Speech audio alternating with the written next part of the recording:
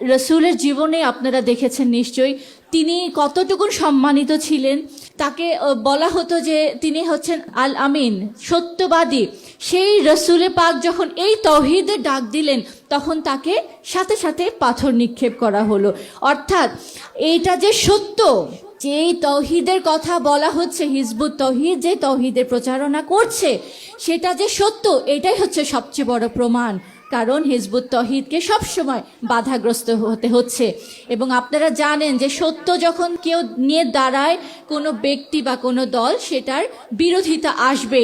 সেটাকে সবসময় প্রতিহত করার জন্য একটা অপশক্তি সবসময় কাজ করবে।